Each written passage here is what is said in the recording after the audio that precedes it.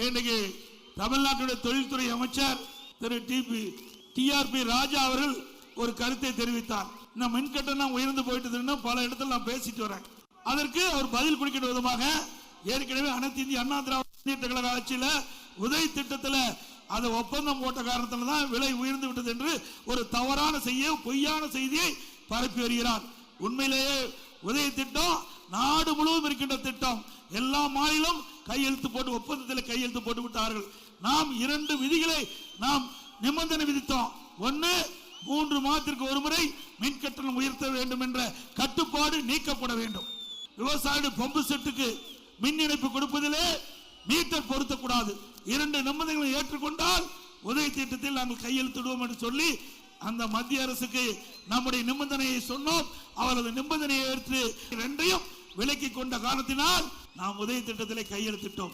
17 கையெழுத்திட்டாச்சு. உதவி திட்டத்தில் மத்திய அரசோடு கையெழுத்திடப்பட்டு விட்டோம்.